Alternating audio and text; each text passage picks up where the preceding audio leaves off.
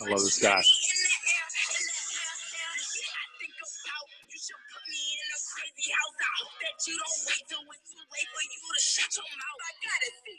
Hey, testing. Can you hear me?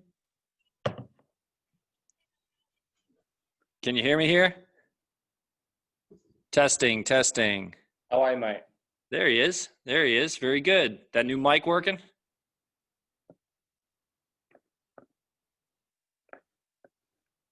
Is your mic up, Crypto?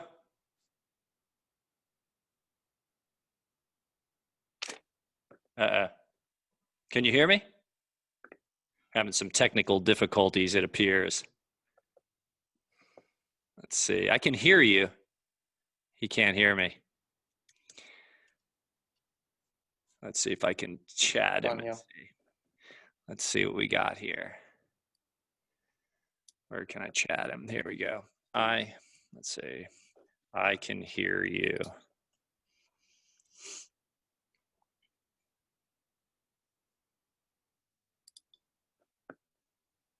Can you not hear me?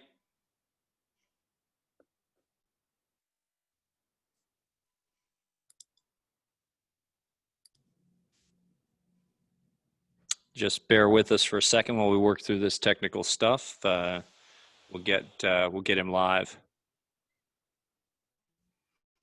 How you doing, mate? Can you hear me now? I can hear you. Can you hear me? Awesome. Yeah, I can hear you now. Awesome. Very good. Well, this is a long time coming, and I appreciate you hanging in there. I think I was talking to you at like 2 o'clock this morning, my time. So what time is it where you are?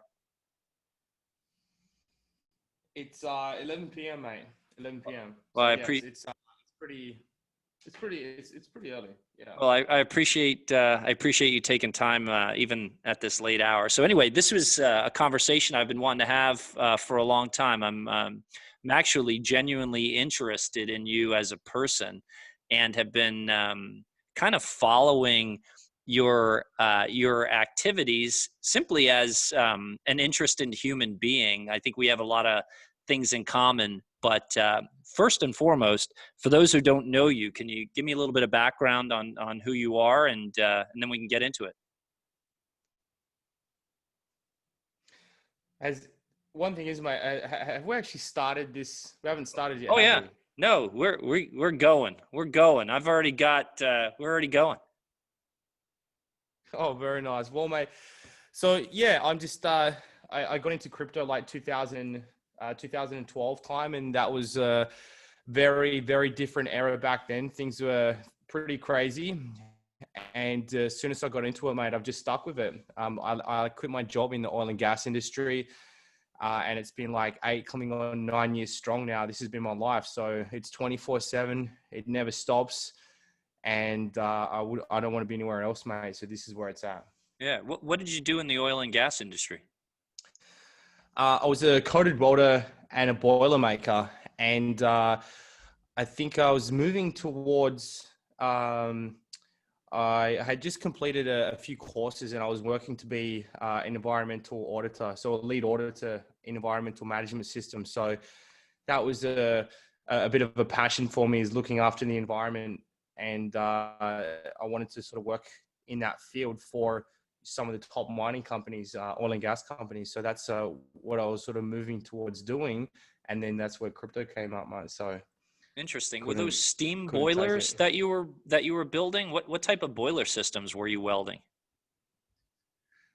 So mainly pipe fitting. So you get like boiler making, which is like just a sort of general terminology for like a heavy marine engineering or heavy engineering or marine engineering, whatever. So my sort of more specialty was piping. So like the big oil and gas pipes, that sort of stuff, all through that field. And then when I finished my training, I worked in that field for a period of time. And then I moved over to the sort of oil and gas industry, building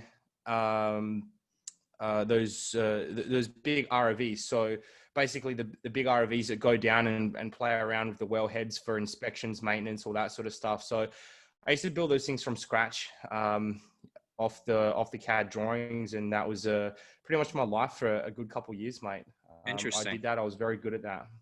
Yeah, one of the things I do right now is we take waste energy and turn it into boiler systems, steam boilers, and we mine cryptocurrency off of it. So I don't mean to spend too much time asking you about welding and stuff, but I do the same stuff here in the United States. So we have, 6 megawatts of power that we generate off of trash tires, and we turn that power into synthetic gas, oil, solid carbon char, incinerate that or combust it, make steam, turn the steam into turbines, make power, mine crypto. So we'll get to crypto at some point, but I'm trying to understand you as a person and what kind of has driven you to be kind of the person that I see you as, because I actually like you.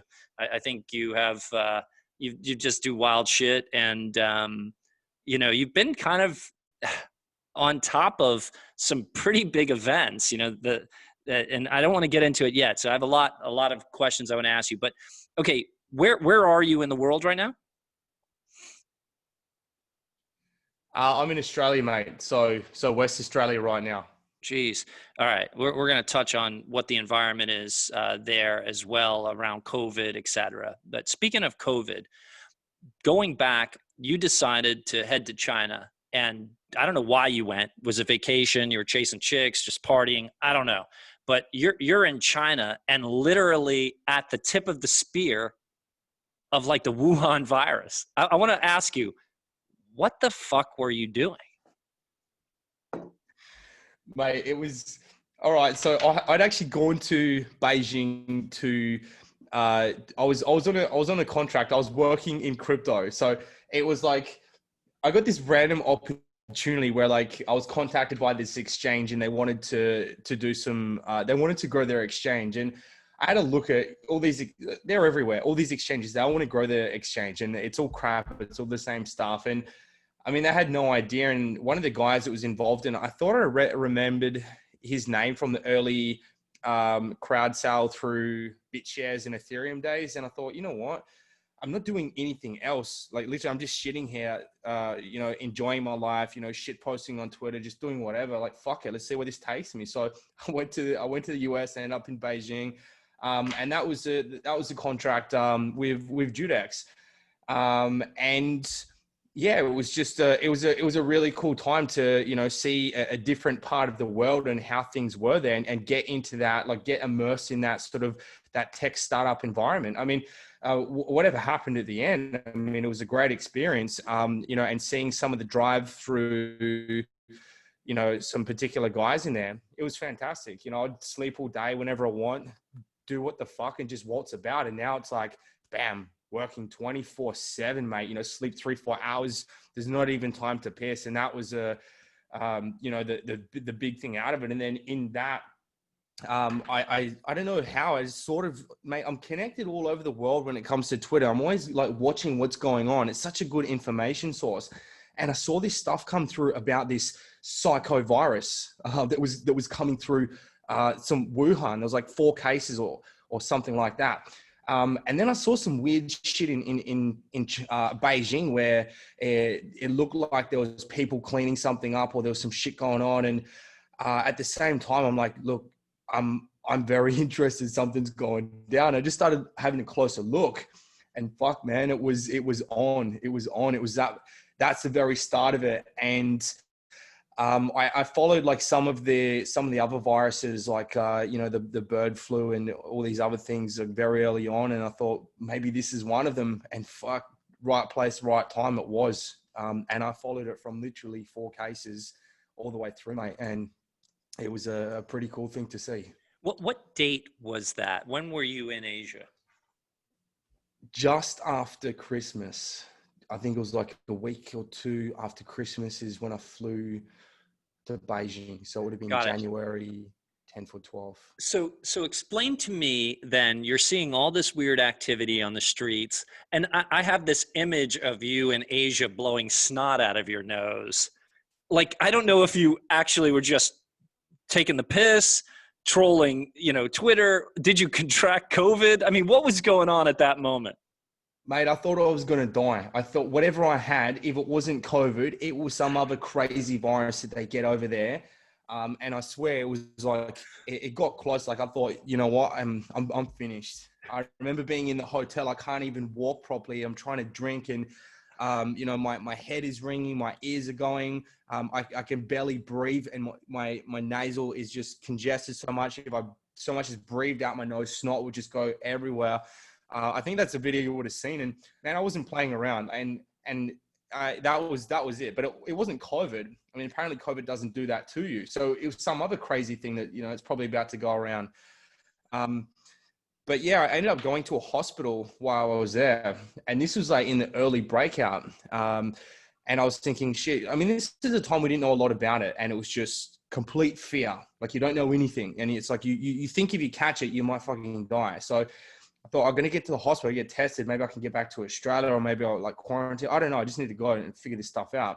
And I went there, and that was a pretty cool experience, seeing the very early, the way that they were mobilizing, medical and stuff like that through the hospital. I think I got sent, the thing is, I got sent to like 3 different hospitals until I got to the infectious disease ward. Can't remember what the hospital it was. And then I'm looking where everyone's lining up to get tested. People are coughing. People are so close over there. It's insane. And then, they've got like all sorts of security. Everyone's in hazmat suits. I'm just like, fuck, I wanted to get a photo or stream it so bad, but nah, that's the sort of thing you get arrested for. So I just sort of laid low. I went up and they didn't even test me. They just like asked me to come up. They scanned my body temperature. They said, oh, you're not hot enough. And then they just waved me on out, and then off I go, mate, off into the world. Incredible. And tell me, did you have trouble getting back into Australia at that time? Because again, I was just following, I'm busy, but I'm, your activities pop up on my Twitter feed, and I'm like, okay, there's a picture of you trying to light a cigarette inside some kind of bubble tent. And I didn't know if they quarantined you in Australia. I mean, you may not even remember this stuff. I just have these things like etched in my mind because I just think you're an insane person. Yeah, it's a pretty crazy time, man. I mean, and crypto just adds to it, like it's a different world, man. I was trying to get out of Australia. I remember the company I was with, they were pretty stingy. They're like, we want you to stay. It's not that bad. I said, look, man, it's pretty fucking bad. I mean, once it gets to like 7,000 infections, I'm out of here. They started shutting down flights and all that sort of stuff. They're like, no, it's okay. You can stay and get work done. I'm like, nah, we're out of here. So I got to like 6,700 or 6.5 or something. And then I tried to book a flight. I couldn't get out because they'd stopped flights to certain countries. I couldn't get out of China. So I had to go through Indonesia and then come through Indonesia back to Australia. But this was a time they were saying that they're going to put us in a detention center in like a quarantine camp on an island. And I thought, I'm not going there. I don't know if I'm going to have internet or what the hell is happening. So I just passed on that. I went through Indonesia and I stayed like my own little self-imposed quarantine in the sunshine for 4 weeks in Indonesia, mate. I had the time of my life just chilling. And I remember looking over the beach, looking over everyone, enjoying myself, partying. And I said to myself, I had this moment. I thought, you know what? It's not going to be like this. This is a very special moment in the world. I'm not going to get this for a very long time. So, I just sort of kicked back, sipped coconuts on the beach, mate. Wow. And then, 4 weeks later, slid through back into Australia. No major drama, although they did hold up the plane. They sent 2 people in hazmats to pull me off the plane because I had been in China 4 weeks previously. Never mind, it said 14 days on the quarantine form, but they had no idea. They're all panicking, they're all freaking out. You say the word China, you've been to China, they just want to grab you, mate. So that was it. I got tested, didn't show up positive, and life goes on. So that's a bit of a background story there. No, I love it. And then, I travel like you do. And oftentimes when I'm in other countries and I watch the US news, it looks like the United States is just gone to hell. There's wars, everything's on fire. when I look at Australian news right now, it appears that way to me. It looks like police are breaking down citizens' doors, arresting mothers in front of their children for posting something on Facebook. Is that really what's going on in Australia right now? That's 100% correct. That what you're looking at there is the over east Victorian dictators, mate. They have completely gotten out of control. The way things are done over there, they just introduce a new law or pretty much introducing a new law every week, or trying to push one to give them more powers, over the people. So trying to do now is make it so you can't say anything negative or controversial, conspiracy based on this virus, or they will basically arrest you or detain you. And they want the right to now be able to arrest you before you've actually committed a crime, just on the suspect that you may be a problem. They want to be able to remove you and put you in what they call a quarantine camp.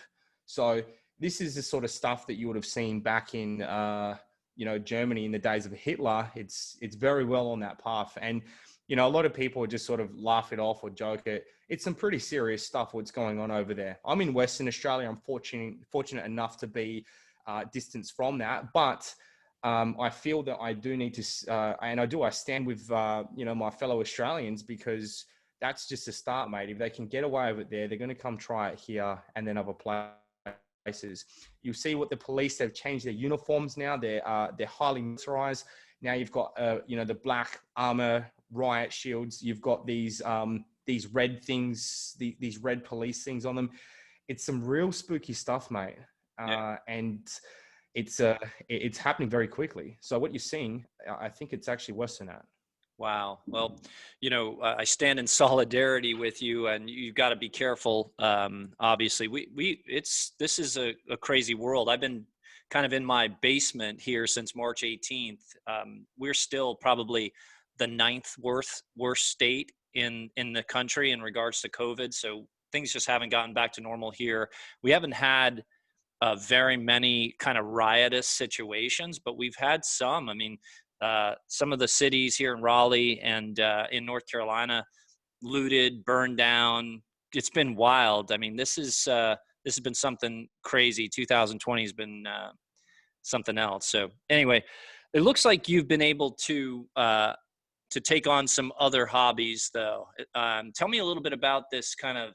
It looks like you're free diving and gotten into fishing and stuff, and took a break from crypto before we get into crypto. What was that all about? Yeah, I mean, so I've grown up my entire life fishing, diving, being a part of the ocean, and then moving into the city. I've missed a lot of that, and you sort of move away from your roots a bit. And I thought I just needed to get back to that. So we had we had a family trip where we took a camper van for just under 2 weeks. We went and did this place called Shark Bay. Very, very nice place. Pretty family friendly. We took this camper van, cruised around, pulled up in different spots. We pretty much spent a maximum of 2 nights in one spot. It's pretty much one night going, fishing, diving. So I'd catch fish every day, cook it up. We'd have campfires, and, the kids are going crazy. They love that stuff. And it was really good. I enjoyed it. But the place it's sort of thrashed by commercial fisheries. So you need 4-wheel drive access to get to some really good spots, but then it's sort of limited. And the fish, I want to chase some really big pelagics. So I came back and I had this hunger. I just want more. I want more. I want like a real solid, intense trip where it's just 100% focused on hunting the biggest and the best fish. So that was it, mate. I set my heart on it. There was some places. Look, I don't tell where I'm going to go. I don't like to talk about these fishing spots, but they're some of the best in the world. I managed to get myself there a couple of weeks later, and I brought so much equipment. I bought like 80 kilos of fishing and diving equipment, two spear guns. I bought another one there, just literally everything. I bought a drone to be able to like scout the terrain and stuff like that. And I just got immersed in it for 3 weeks, just fishing, diving, every single day. I was trekking through the jungle to find the best spots that no one really can get to, all that sort of stuff. And it was just an amazing experience, like doing this every day, living it. Yeah. I pretty much put my phone away from crypto, and I just wanted to know about fish. Dived with some pretty cool sharks, some whale sharks. Shot a massive like 45 kilo yellowfin tuna. Just every day, mate. It was amazing. So I sort of needed that. I needed that to get away from everything and also have a bit of a refreshment, clear my mind before I take on any other project. Yeah. So right now, is your kind of career working for dedicated projects, or are you full-time trading and able to kind of create enough, you know, operational capital, free cash flow to not really have to do anything? It's sort of a mix of everything. So, if I don't want to, or I don't feel like doing any work, I don't need to work. It's sort of like I need to follow my passion, what interests me, what sort of inspires me to be able to do something. Or realistically, I mean, I don't really need to do anything. And that's what I had done for quite a long period. I mean, leading up to these fishing trips, I was pretty much on like since I got back from, well, pretty much escaped COVID, I just went on like a multi-month bender. I just, I needed to get away from that as well. I was like, look, I'm not doing anything. I'm just pretty much like drinking, partying, and it doesn't do anything. So, that part of like refreshing like that was to get ready for this. And, there's been a lot of things that I've looked at over the years, projects that I've sort of started working on, and then I've just sort of stopped. And many reasons, like part of the reasons as well, is that I didn't think that the crypto space or the world was sort of mature enough for these sort of ideas, like, simple things like NFTs. I've written papers on like NFTs, 2015, things like that. But if you had done something like that at the time, no one really would have given a shit. You didn't have enough infrastructure through the crypto space. You didn't have the technology, the wallets, all that sort of stuff to be able to, pull something like that off. Now it's years and years later, we've had like multi-billion-dollar fuck ups across the board. We know what works. We know what doesn't. So now it's just like we have all this information, and I've been watching for years now, seeing compiling this sort of data, and now it's like, well, it's a perfect time. The world is ready for the world is like on the edge of being ready for crypto to really sort of take it done right. It's not, people aren't just going to go ahead and buy Bitcoin. It's going to be disguised in things like, through like gaming, community, entertainment, all that sort of stuff. That's the way it sort of comes through. That's what I believe anyway. So yeah, that's it, mate. I mean, that's what I'm putting my energy into. And I think that should be me for the next sort of 3 to 5 years at least. Got it. So, I mean, you're a pretty young guy, and like, are you at a position in your life where you have gotten your finances under control so that you can not take on projects, and you're stable enough? Because part of my whole mission here, and when I do interviews, is to kind of find out why or how someone achieved some level of success, like what got them there. So you're a very interesting person, and through these discussions of the things that you've done over the last 2 years, you get a sense of why you eat meat off of your shoulder, and why you say some of the crazy shit that you say, because you have a capacity to deal with risk that is just at another level than other people may have. And then that plays out in your business decisions and in your thoughts and in the way you kind of actualize these behaviors. I get all that. But are you hungry still? Like, are you still trying to get to that financial place that you envision? Or is this really just about kind of the next party, next place? No, I mean, the thing is, mate, I mean, like, I've done enough of that stuff now. I can't take it any further than that. And it only gets you so far as well.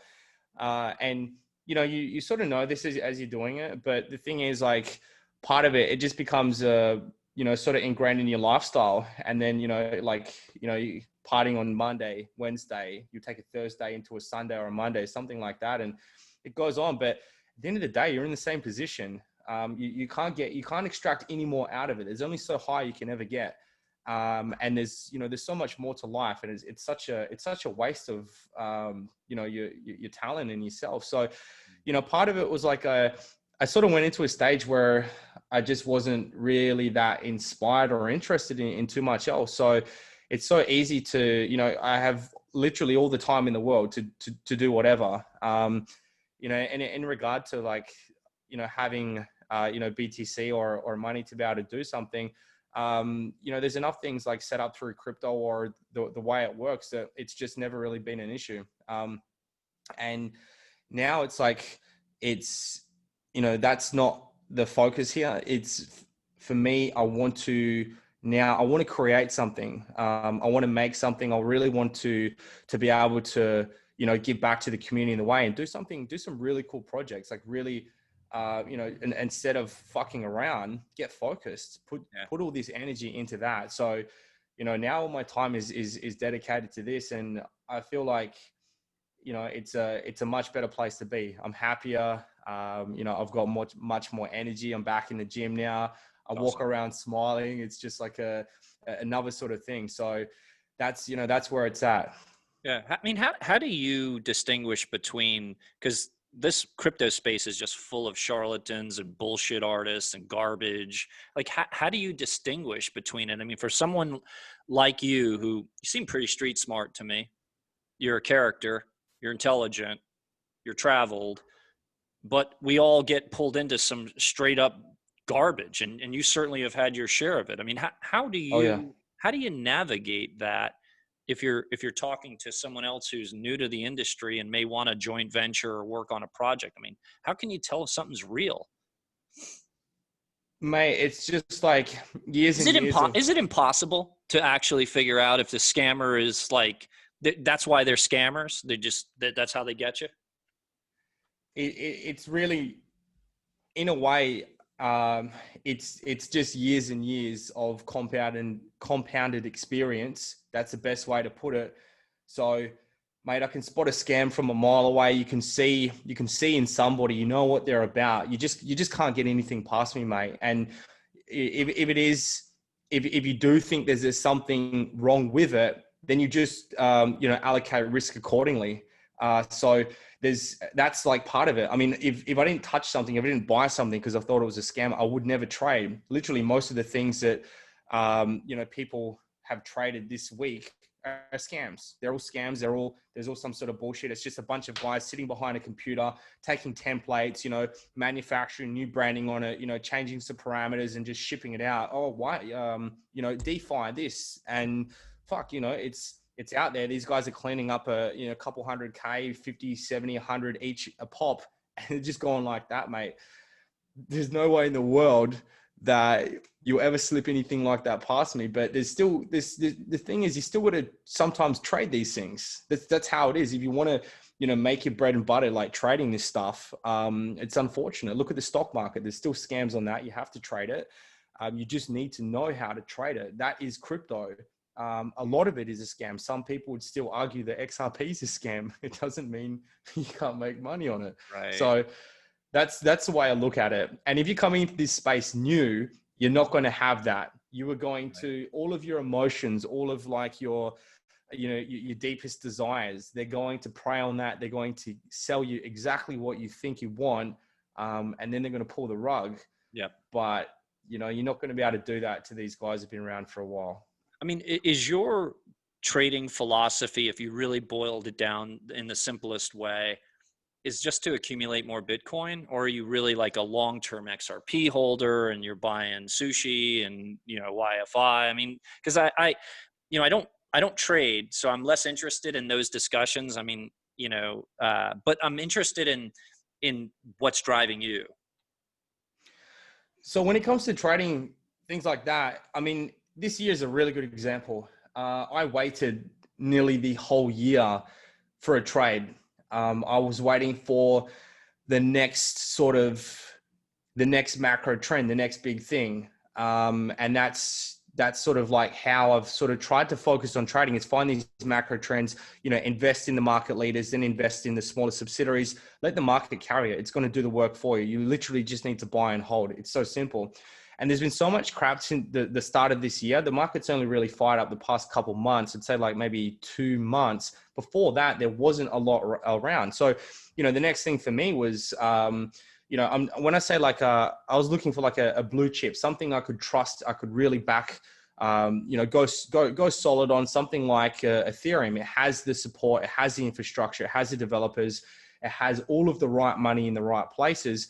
And that's when something like Polkadot and Kusama jumped up on my radar. Very simple. It's in interoperability. Bam, smack on the next big trend. Easy job done, mate. I just backed it up hard on Kusama. I got a lot of close friends on that thing, and we just smashed like a 10x on that. So that's like I'll wait a whole year for a trade like that if I have to. But when it comes around, you got to go hard on it. You don't just, throw in like, 10%. You go deep. So 70, 80% plus. You do your job right. You're patient. Tick all those boxes, mate. You're on. So that was it for me now. I haven't done too much else. And now it's like, well, project time. That's where it is. Yeah, but I mean, has that gone wrong? I mean, you've been doing this a long time, and you can't always be right. So you hit Polkadot, get it. My buddy who's an ER physician got that one right. I didn't buy Polkadot. But when has it gone wrong? Especially if you slam 80% of your Bitcoin, because I'm expecting that's what you're doing. I mean, have you taken a 50% scalp on your net worth? I mean, and what do you do when that happens? Do you turn around and pop Molly, or eat meat off your shoulder, crying in the bathroom? I mean, what's going on in your head? So there's been actually quite a few times, mate, I've taken massive, like huge losses. So, to the point, I think a couple times in the early years, I reckon I lost just about everything a few times, trying to do that. Yeah. And it was a very, very big, very hard lesson. And what I learned from it was, like the things that where I went wrong is, I mean, some of these things had a good idea. They were pretty risky. I mean, a couple of times I bought up to, 20, 30% of a coin supply, like just going all in that. But the problem was I didn't have the team. I didn't have, the right money in the right places, all that sort of stuff, all of that infrastructure.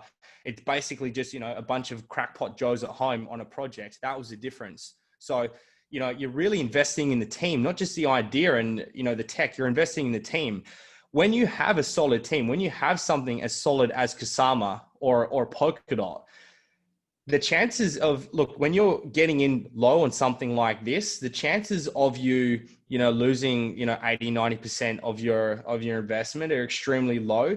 The upside to, the other side of that, that's something else. So it's sort of just finding the right balance to it. And this sort of project is something that, you find these projects, if I call them blue chips, you find them, there's things that you can park cash in and you can have it sit there. It can sit there for a year or two. And there's very little chance that it's going to diminish. If anything, it'll push across sideways. It'll go through accumulation before it rips, but eventually it's going to rip.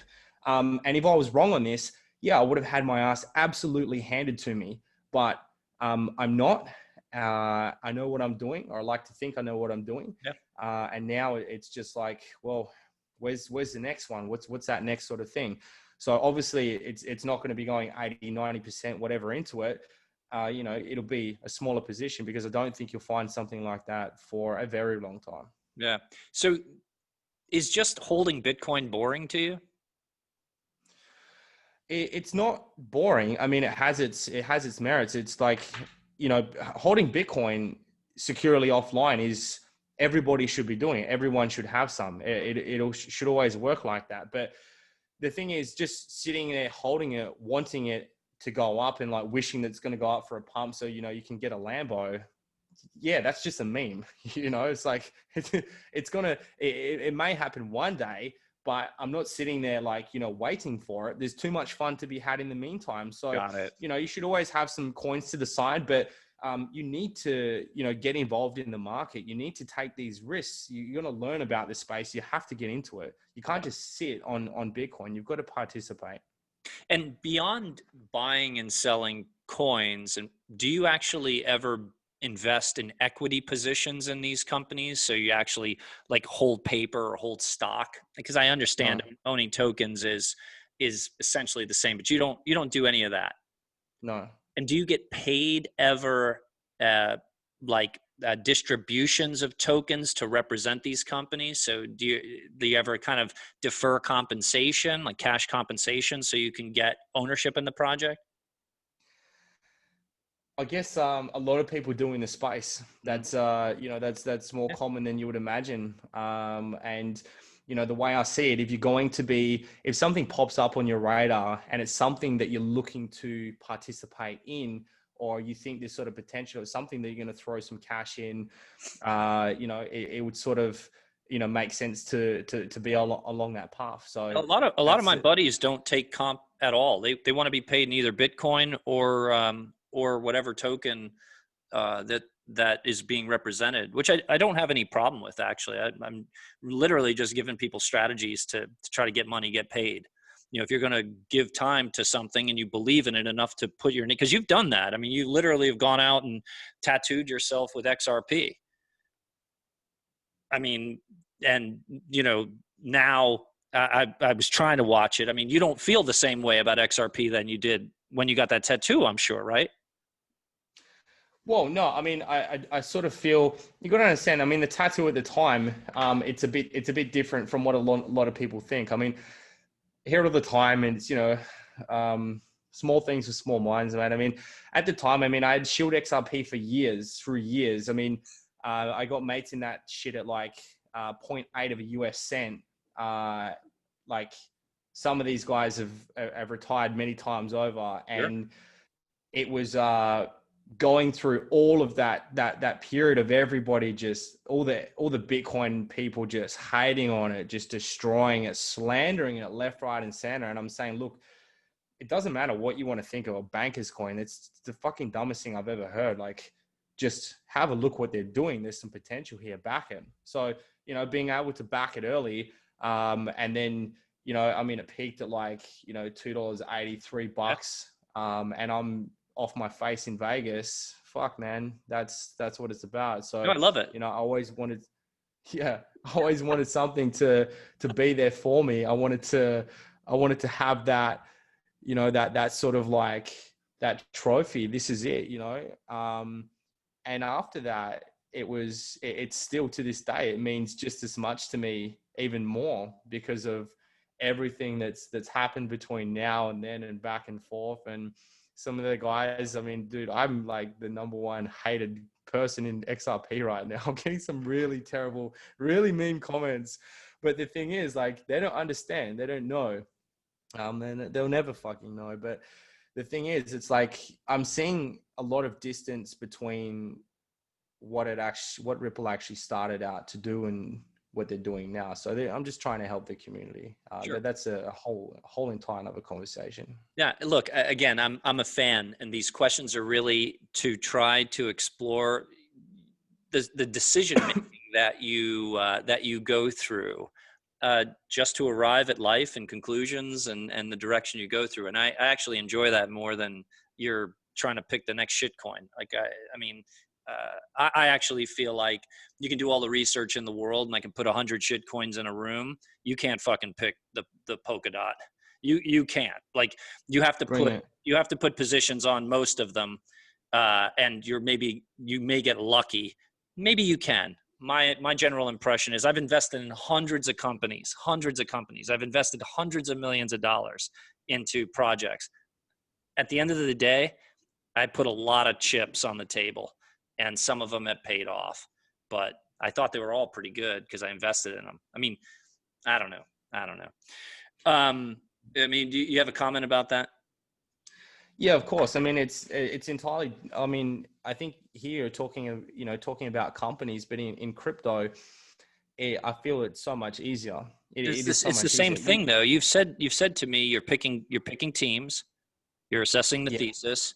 It's the same shit, especially if you're super early in companies like I am. I'm investing in ideas on napkins. yeah, but the thing is, I mean, here you need to look at, okay, what drives crypto? Pretty much like it's just a hype cycle. Anything that's new that hasn't been done before, that sounds different, you pretty much tick those boxes. So you throw something like just interoperability out in the blue. Well, what's this? I mean, it sounds like the next Ethereum. It literally does. It sounds all weird and wonderful. Just that one word itself, interoperability. Fuck yeah. Okay, now you have a look at the team behind Kusama and Polkadot. These guys are literally some of the founders of Ethereum.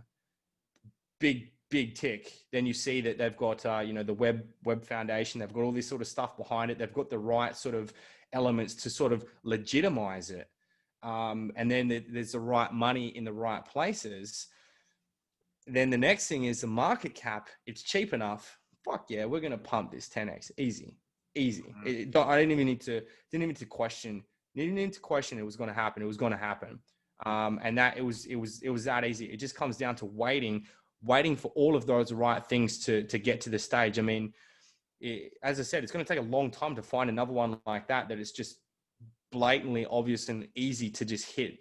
So, I look at that entirely different. When it comes to like companies and things like that, I don't really get an interest in that style thing. But anything crypto, I mean, sure, there's all sorts of little horses moving in between. There's also for other plays, but I was never really that interested to care to look into too much to them to be able to like get to the stage to execute something on my Trezor to go ahead and get to an exchange or buy. I just could not be fucked. But something like this, I could not ignore to the stage where I'm literally telling friends, put a fucking car on it, put a house on it, whatever, man. Like, yeah, one of my favorite things that you tell people is like max out your credit cards and buy, these projects, which, again, is that's really good advice. Yeah.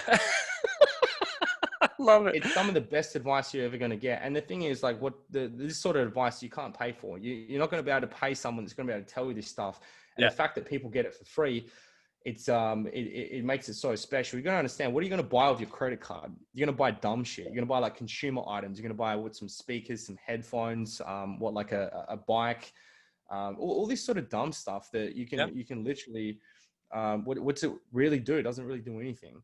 Sure. But if you're going to go and take your credit card and then you're going to put that to work, sure, you're going to pay interest. You're going to pay interest on the stuff you buy anyway. But if you can max your credit card to potentially give yourself a better future, I mean, you may lose it. If you do all the right things, if you actually put all the effort into it and really, really go ahead and do that, there is no reason why you can't take that credit card, flip it, 10x it, whatever, pay it off, and then bankroll your little merry future in crypto. Yeah, but guys have done it time and time again.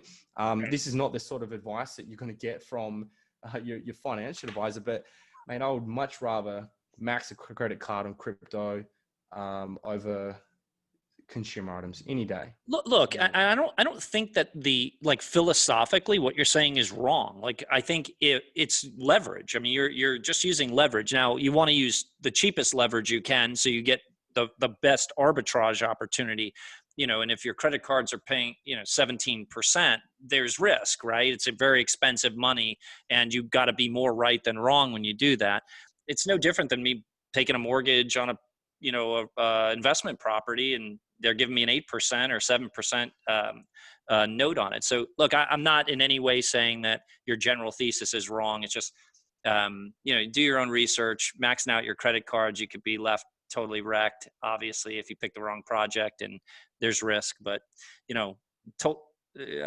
I'm more like aligned with you than probably not. So, yeah. Yes, max out those cards. Max out those credit cards, guys. All right. So you alluded to you have kind of an idea of where your life is going to be in the next 3 to 5 years. I mean, what does your life look like though 10 years from now? I mean, what do you think things look like?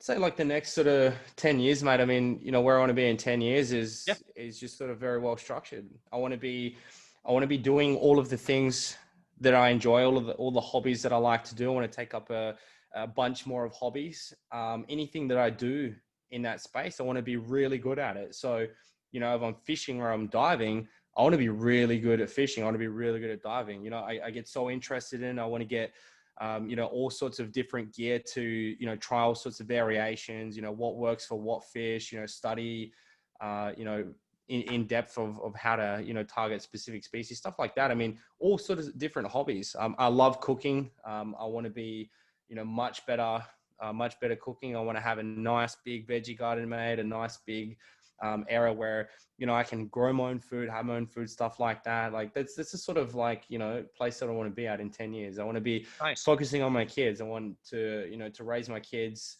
you know, the best way I possibly can, and put a lot of energy back into my family. That's, Like it. you know, that's where I want to be in 10 years. I'm sort of doing that now, but, you know, now to go ahead and start another project, you've got to take time away from that stuff. And it's just sort of, you know, you're sort of flipping it. So you're putting all that time in now, and then, you know, 10 years down the track, it'll be a bit different. So, I mean, that's what I can see. Has 10 the years from now. family backed you down from the level of risk that you used to take? Do you find that you're less tolerant of risk now, or are you still going wide Mm, open? I wouldn't, I wouldn't say so, mate. Like, no, not at all. I Mm. mean, there was even, I mean, there's some pretty crazy times, mate, of the past couple years, like some real big stuff. I mean, like early sort of Ethereum days. I mean, even when I had like, you know, like the firstborn and stuff, like very early, it didn't seem to tame that appetite. And that was, it's a good and a bad thing. You just need to, you really need to understand risk. You really need to understand it. And some things that would nowadays appear like, you know, very extremely high risk, like what the fuck, like, you know, something like going all in on Kasama. It's like, I don't see that as high risk. And the way that I can sort of have a look at that and quantify that is, you know, some people say, no, that's still risky, but I would not agree. Uh, Yeah, I but I don't mean, think so, mate. but when I hear you say things like, you know, max out your credit cards, the fact that you're getting this advice for free, it's illogical to me, and it's the right thing to do on the right project. I mean, it's like an impossible thing for someone who's got a mortgage, a house, two kids, and they want to participate in crypto. They're highly unlikely to max out their credit cards to do this. I mean, in Yeah. Well, the that thing is, statement sounds like something that, you know, a 19-year-old may do. I mean, you could look at it like that, but here's the thing, mate. I mean, a lot of people, they will go ahead and they'll do things like they'll max their credit card in gambling debts. They'll max their Oh, credit sure. card, you know, in all sorts of, you know, Well, nefarious.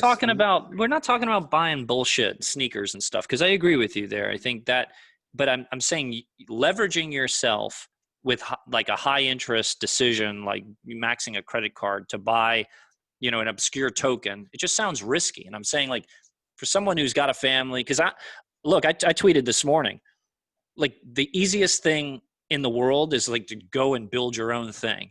Build your own thing that works for you 24/7, 365 days, and stop chasing a good job. Like when I had that moment when I was 25 years old, changed my life. It just changed my life. Like I've been unemployed since then. I have all kinds of things working for me. Like I would take that level of risk, max out my credit card on a project like you're saying when I was 25, single, no kids. Would I do that at 45? I don't know.